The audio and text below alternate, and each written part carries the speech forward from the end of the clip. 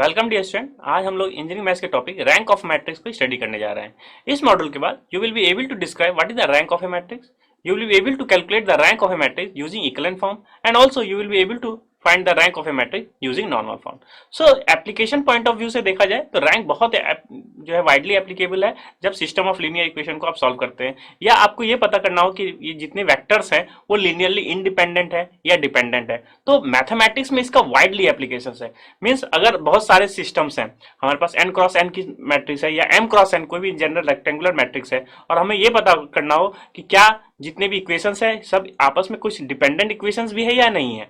अगर डिपेंडेंट है तो हम लोग रैंक मेथड से हम लोग जान जाएंगे कि कितने इक्वेशंस जो है वो क्या होते हैं, वो क्या है, डिपेंडेंट है। तो हम लोग रैंक से क्या है, डिपेंडेंसी, इंडिपेंडेंसी ऑफ वेक्टर्स जो है सिस्टम ऑफ लीनियर इक्वेशन में हम लोग सॉल्व कर सकते हैं कि जो भी सिस्टम है वो कंसिस्टेंट है या इनकंसिस्टेंट है, और फिर फाइनाइट सॉल्यूशन देगा या यूनिक सॉल्यूशन देगा। जितने भी सिस्टम ऑफ लीनियर इक्वेशन के क्वेश्चन है हम लोग रैंक मेथड से जो है उसको यूज कर लेते हैं। तो बहुत ही इंपॉर्टेंट चैप्टर है आपका रैंक ऑफ मैट्रिक्स। ये मैट्रिसेस में बहुत ही वाइडली एप्लीकेशंस है, और जहां तक एग्जामिनेशन पॉइंट ऑफ व्यू की बात है, इसके हमेशा एक ना एक क्वेश्चन जो है रैंक ऑफ मैट्रिक्स से पूछ लिया जाता है। चाहे आपको सिंपल एक मैट्रिक्स दे दी जाएगी और पूछा जाएगा इसका रैंक क्या है, या आपको ये मेंशन कर दिया जाएगा कि इसकी रैंक बताइए नॉर्मल फॉर्म से। जी हाँ, तो रैंक जो है 2-3 मेथड्स है रैंक निकालने को, चाहे वो इक्विवेलेंट फॉर्म है। Equivalent form that means Gauss elimination methods को हम सॉल्व करके किसी मैट्रिक्स को हम इक्विवेलेंट फॉर्म में चेंज कर सकते हैं, या एक नॉर्मल फॉर्म जो अभी हम लोग स्टडी करने जाएंगे, नॉर्मल फॉर्म क्या होती है रैंक के निकालने के लिए, उसको भी देखेंगे, और डिटर्मिनेंट अप्रोच क्या है रैंक के निकालने के लिए, इसको भी स्टडी करेंगे। तो आइए स्टार्ट करते हैं रैंक ऑफ ए मैट्रिक्स। तो रैंक ऑफ ए मैट्रिक्स क्या होती है? The rank of a matrix को डिफाइन कैसे की जाती है कि maximum number of linearly independent column vectors, या आप कह सकते हैं maximum number of linearly independent row vectors in a matrix. Means अगर कोई मैट्रिक्स है आपके पास, तो सपोज कोई मैट्रिक्स है आपकी m क्रॉस n की, तो यहां हमने एक मैट्रिक्स लिया है जो क्या है m क्रॉस n की मैट्रिक्स है।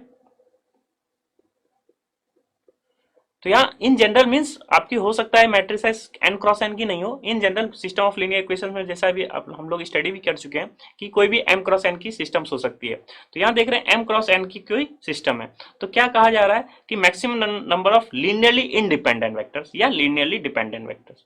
सो लीनियरली इंडिपेंडेंट और डिपेंडेंट वेक्टर्स को अगर थोड़ा सा समझा जाए तो क्या होता है कि अगर हमारे पास इक्वेशन है कुछ इस तरह से, तो अगर ये पूछा जाए कि आपसे कि क्या ये दोनों जो इक्वेशंस है लीनियरली इंडिपेंडेंट है या डिपेंडेंट है, तो यहां देख रहे हैं हम लोग कि इस इक्वेशन को अगर 2 से मल्टीप्लाई करने के बाद क्या मिल जाएगा, मुझे यही इक्वेशन मिल जाएगा।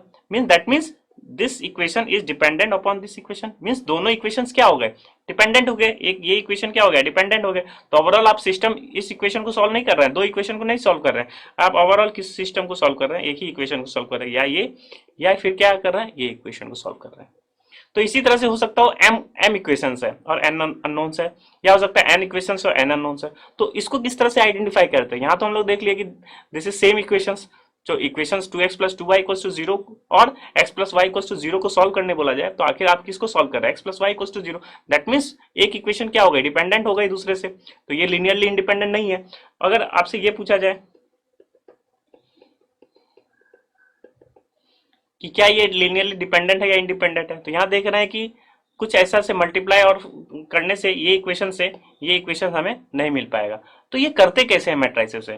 तो मैट्रिसेस में याद है कि हम लोग क्या है, गॉस एलिमिनेशन मेथड से सॉल्व करते हैं। जो मैट्रिसेस है उसको रो मैट्रिस रो ऑपरेशंस यूज करके या कॉलम ऑपरेशंस यूज करके किसी भी मैट्रिसेस को हम जो है उसके इक्विवेलेंट फॉर्म में चेंज कर सकते हैं, या आप कह सकते हैं उसको ट्रायंगुलर फॉर्म में चेंज कर सकते हैं।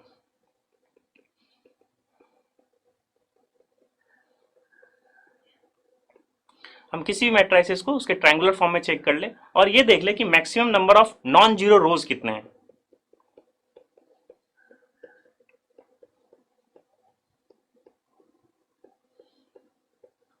किसमें, जब आपने ट्रायंगुलर फॉर्म में चेंज किया उसके बाद, या आप क्या कर सकते हैं, आपके पास ये मेथड, या कह सकते हैं maximum number of non zero columns.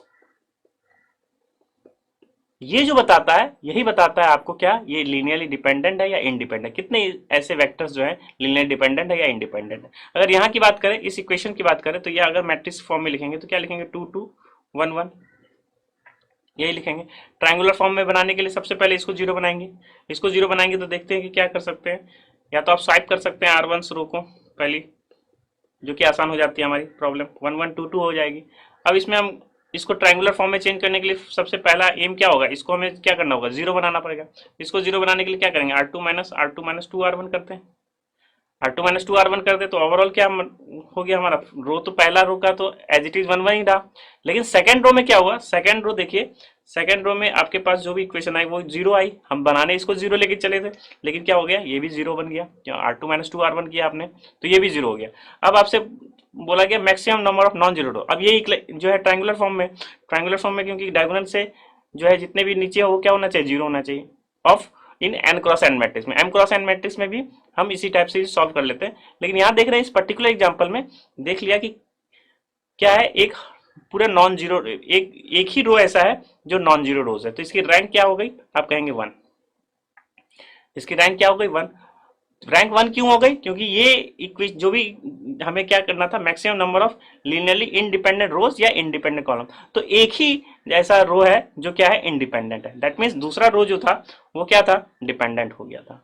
So I hope आपको समझ में आ गया होगा, एक बेसिक एग्जांपल से देखा कि लीनियर इंडिपेंडेंट या इंडिपेंडेंट या डिपेंडेंट। तो हम लोग रैंक के लिए क्या कर देंगे, हमेशा क्या करेंगे, कोई मैट्रिसेस को उसके ट्रायंगुलर फॉर्म में चेंज कर लें। ट्रायंगुलर फॉर्म में चेंज कर सकते हैं किससे, रो ऑपरेशन जो है एलिमेंट्री ऑपरेशन से।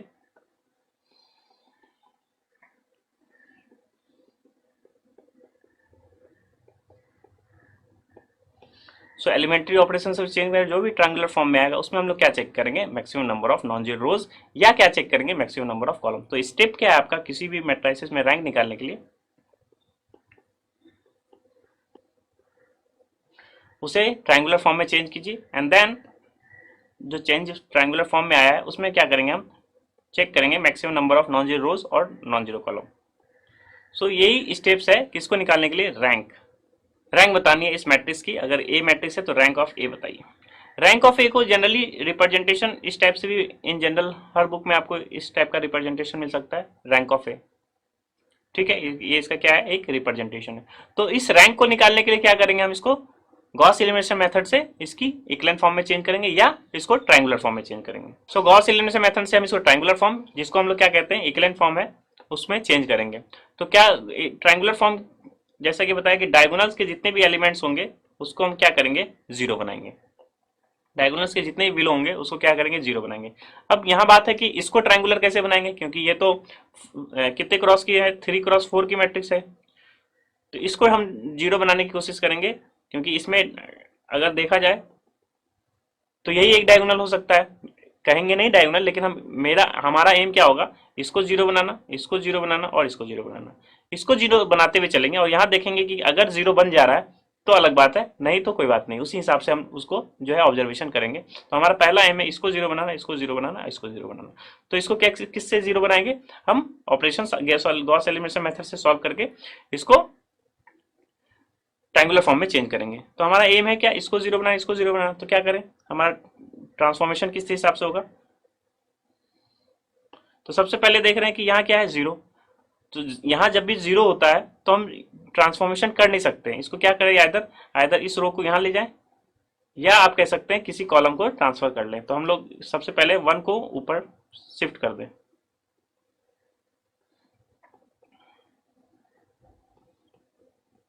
इसको हम लोग क्या कहते हैं, interchanging R2 and R1। Now सबसे पहले पाइवोट एलिमेंट जो भी था उसको हमने क्या कर लिया, 1 बना लिया। 1 बनाने के बाद आप क्या करेंगे, ये तो ऑलरेडी मेरे पास जीरो है तो इसमें हम कुछ नहीं करेंगे, इसको जीरो बनाएंगे। तो R3 tending to R3 - 5 R1 कर लेंगे तो ये हमारा काम हो जाएगा, क्या हो जाएगा, ये जीरो बन जाएगा। और जो इसमें ऑपरेशन करेंगे इस पूरे R3 में ऑपरेशन करेंगे हम। सो हर एलिमेंट क्या होगा उसी हिसाब से चेंज हो जाएगा इस ऑपरेशन के हिसाब से। तो R1 और R2 क्या एज ए फिक्स है, तो उसको हम लोग एज इट इज लिख लें। So R3 - 5 R1, तो 5 - 5 दिस इज 0,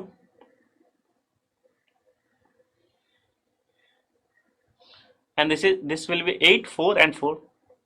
नाउ अगेन अब हमारा एम क्या है, इसको zero banana with the help of this R2, क्योंकि यहाँ ऑलरेडी क्या है, 0 है, और इसको इस हिसाब से कर रहे हैं कि ये 0 की पोजीशन क्या हो, चेंज ना हो, ये मेंटेन रहे, ये जो 0 बनाया है ये क्या रहे, मेंटेन रहे। तो इसको अगर इससे ऑपरेशन कर देंगे तो ये क्या हो जाएगा, चेंज हो सकता है। तो इसलिए हम ये क्या करेंगे, इससे चेंज करेंगे, क्योंकि यहाँ कोई भी ऑपरेशन करेंगे इसमें उसमें तो स्टिल क्या होगा, ये 0 ही रहेगा। तो इसको 0 बनाने के लिए क्या करें, R3 माइनस 8 R2 कर लें, क्योंकि यहाँ क्या है 1, तो 8 माइनस 8 क्या हो जाएगा, 0 हो जाएगा। तो R1 और R2 क्या हो गया, एज इट इज आप लिखेंगे। नाउ अगेन हमारे पास ऑपरेशन लेके चले थे, ये ट्रायंगुलर फॉर्म में चेंज हो गई। Triangular form in the sense, क्योंकि हम देख रहे हैं कि ये इससे क्या हो गया, सारे टर्म्स क्या हो गए, 0 हो गए, और इस ऑपरेशन के तहत ना ये 0 हुआ ना ही ये 0 हुआ, तो कोई दिक्कत नहीं, हमको ये ट्रायंगुलर फॉर्म में हो गया। दैट मीन्स ये गॉस एलिमिनेशन फॉर्म में हो गया, या आप कह सकते हैं इसको ये इक्विवेलेंट फॉर्म में हो गया। क्यों इक्विवेलेंट फॉर्म में हो गया, क्योंकि अगर आप इसको 0 बनाने की कोशिश करेंगे तो ये आपका अल्टरन जो है चेंज हो सकता है, क्योंकि यहाँ क्या है 1 है और यहाँ क्या है -1 है, तो ये क्या हो जाएगी, चेंज, इसकी 0 की वैल्यू क्या हो सकती है, चेंज हो सकती है। लेकिन हमारा शर्त क्या होना चाहिए कि 0 की वैल्यू चेंज ना हो। तो आई होप आपको ये समझ में आ गया कि जो गॉस एलिमिनेशन मेथड से हम ट्रायंगुलर फॉर्म में किस तरह से ले आए, और यही इसी को कहते हैं इक्विवेलेंट फॉर्म, या आप कह सकते हैं इसको ये ट्रायंगुलर फॉर्म में हो गया है।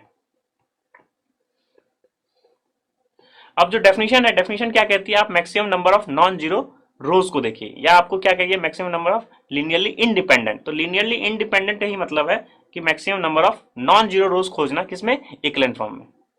So maximum number of non zero रोज, तो नॉन जीरो रोज कितने हैं, ये क्या है, नॉन जीरो रोज है, ये भी नॉन जीरो रोज है, और ये भी नॉन जीरो रोज है, क्योंकि इसमें भी क्या है, ये दोनों वैल्यू 0 नहीं हुई है। तो maximum number of non zero rows, that means rank of a क्या हो गया, 3, क्योंकि 3 आपको क्या हो गए, नॉन जीरो रोज मिल गए। अगर यही सिचुएशन थोड़ी चेंज हो जाती, यहाँ 1 - 1 2 0 होता, यहाँ अगर 0 1 2 0 होता, और यहाँ 0 0 0 0 हो जाती, ये कंडीशन आ जाता, तो इसमें maximum number of non zero रोज कितना है, ये नॉन जीरो रोज है, ये नॉन जीरो रोज है, लेकिन ये सारा रोज क्या है, 0 है। इस केस में रैंक आप बताते क्या होती, मैट्रिक्स की 2 होती। आई होप आपको रैंक समझ में आ गया हो गॉस एलिमिनेशन मेथड से किस तरह से जो है। गॉस एलिमिनेशन मेथड बहुत सिंपल मेथड है रैंक निकालने के लिए। केवल हमारा आइडिया जो भी फोकस है वो किसके लिए होता है, ट्रायंगुलर पार्ट्स को क्या करना, 0 करना, या आप कह सकते हैं जो डायगोनल है उसके जो है बिलो जितने भी हो, तो यहाँ 0। तो यहाँ क्या है, 3x4 मैट्रिक्स था, तो हम बनाने की कोशिश किए, इन दिनों की 0, ये तीनों 0 हो गया, ये नहीं 0 हुआ, क्योंकि इसलिए हमारा रैंक क्या हो गया, 3 हो गया। अब नाउ अगर यही ऑपरेशन हम कॉलम वाइज करते, तो यहाँ देख रहे हैं कॉलम में क्या है, 3x4 है, दैट मीन्स कितने कॉलम है, 4 है। तो अगर आप कॉलम वाइज कॉलम ट्रांसफॉर्मेशन करेंगे तब भी आपका क्या हो जाएगा, रैंक इसकी 3 ही आएगी। तो आइदर आप कॉलम ट्रांसफॉर्मेशन करें या रैंक ट्रांसफॉर्मेशन या रो ट्रांसफॉर्मेशन से आपकी वैल्यू क्या होगी, एग्जैक्टली सेम होगी। Now let's for your knowledge check, अब you have to transform this matrix into column transformation. तो यहाँ हम लोगों ने रो ट्रांसफॉर्मेशन किया है, so you have to find the by column transformation find the rank of this matrix। तो column transformation में सिमिलरली तरीके से ये करेंगे। हमारा एम क्या है, 0 कहाँ बनाना, ये आप जान चुके होंगे। तो यहाँ एक जो प्रॉपर्टीज है रैंक की उसको समझते हैं, क्योंकि यहाँ देख रहे हैं कि रैंक किसी भी जनरल मैट्रिक्स का, रेक्टेंगुलर मैट्रिक्स का हो सकता है, तो n क्रॉस n का भी मैट्रिक्स का हो सकता है। तो फर्स्ट प्रॉपर्टी है रैंक की कि अगर आपके पास n क्रॉस n की मैट्रिक्स है, इफ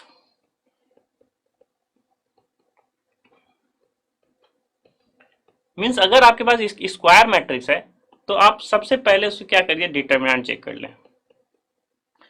और डिटर्मिनेंट की 2 पॉसिबिलिटीज होगी, आइदर ये 0 होगा या नॉन 0 होगा।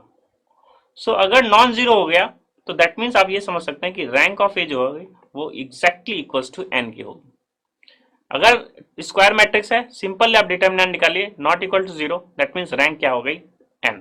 मीन्स अगर 3x3 का मैट्रिक्स है और डिटर्मिनेंट क्या है, 3x3 का नॉन 0 है, तो आप डायरेक्टली कह सकते हैं रैंक इसकी क्या होगी, 3 होगी। क्यों कह सकते हैं, क्योंकि याद कीजिए जब हम सिस्टम ऑफ लीनियर इक्वेशंस में देखे थे कि x equals to a inverse b, और a इनवर्स कब एग्जिस्ट होता था, जब डिटर्मिनेंट ऑफ a क्या हो, नॉन 0 हो। दैट मीन्स सारे के सारे जितने वेक्टर्स होंगे वो क्या होंगे, लीनियरली इंडिपेंडेंट वेक्टर्स होंगे, क्योंकि क्या है, इनवर्स एग्जिस्ट हो रही है, दैट मीन्स डिटर्मिनेंट नॉन 0 हो रहा है। इसलिए कह रहे हैं कि अगर स्क्वायर मैट्रिक्स है तो सबसे बेस्ट मेथड क्या होता है कि आप उसका सिंपली डिटर्मिनेंट निकाल लें, और वो अगर नॉट इक्वल टू 0 है तो आप कह सकते हैं कि रैंक क्या होगी, n होगी। और अगर 0 होगा तो दैट मीन्स रैंक n से कम होगी। दैट मीन्स रैंक n से कम होगी। दैट मीन्स अगर 4x4 का मैट्रिक्स है और डिटरमिनेंट 0 हो गया है तो अब वो 4 तो नहीं होगी, 3 हो सकती है, 2 हो सकती है, 1 हो सकती है। That's it. 3 हो सकती है तो रैंक की पॉसिबिलिटीज क्या हो सकती है, 1 2 अप टू कहाँ तक, n-1 तक हो सकती है रैंक, कुछ भी रैंक हो सकती है। तो वो कैसे निकालेंगे, तो अगर डिटरमिनेंट मेथड से ही सॉल्व कर रहे हैं, सपोज एक कोई मैट्रिक्स है हमारा, सपोज एक मैट्रिक्स ए है, इसकी रैंक बतानी है आपको।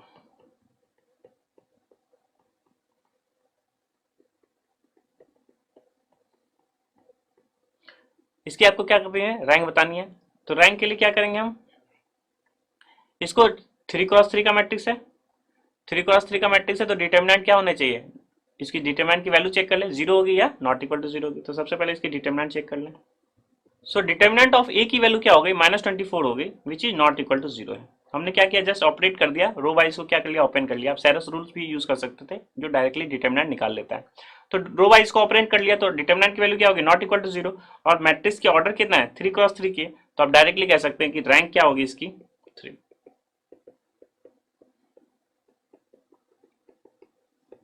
विच इक्वल्स टू 3।